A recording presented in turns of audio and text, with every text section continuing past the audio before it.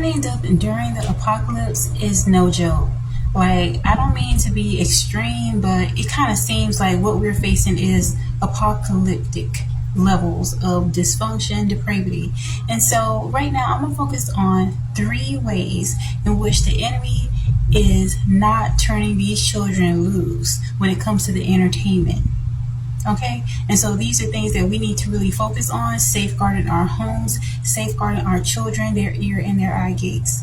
Now I'm going to focus on Revelations 12:9, and in this scripture it speaks about the great dragon is cast down to this earth in order to deceive, along with the fallen angels.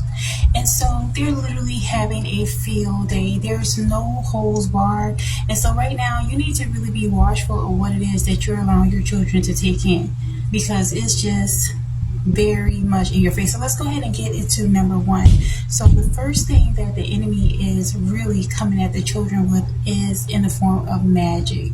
Now, even as I refer to scripture 12 and Revelations 12:9, they have a lot of these depictions of dragons as something very mystical and magical, something that is known to actually be very deceptive.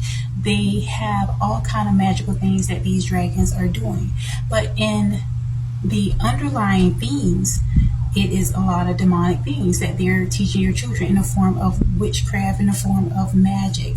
Even as you refer to some of the great, I would say according to the world, great forms of entertainment when it comes to the Harry Potter and other ones, they were known to actually cast actual demons in the form of the spells that they had in there.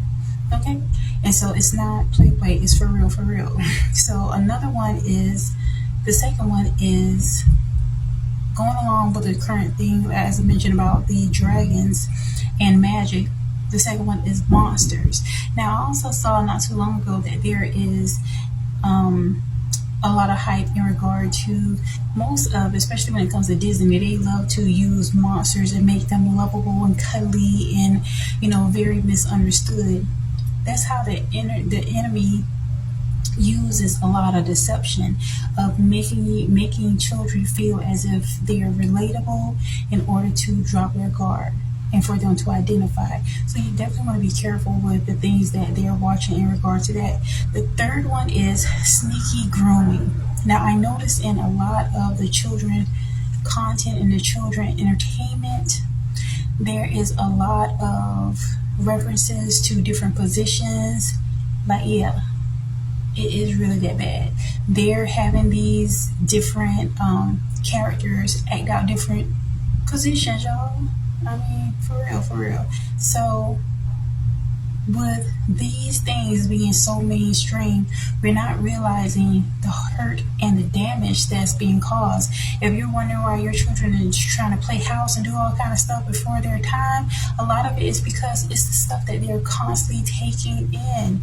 They're being groomed oftentimes right in your face, or in their room, whatever. But this is constant, and it is not just one particular cartoon or series. If you just pick any one of these, you're going to pick up on the overt and very covert, sinister ways in which the enemy is utilizing our children to be agents of chaos as well. They're grooming them at an early age. And so it's going to be very important for you to get a little more active when it comes to monitoring what it is your children are taking in, what it is they're listening to, what it is they're watching, because the children are the future. And if they're targeting them at this very young age, it is because there is a destiny over their life. Like, they're the future adults. So instead of allowing them to be completely taken over by these perversions, by these things that they put in their heads, get ahead of it. Okay, supplement other things instead of popular entertainment for the children. Okay, get them into being more physical, get them into art, get them into drawing, get them into creating, opposed to the content that is so readily available, and it is very much poisoning the children, their mental and spiritual.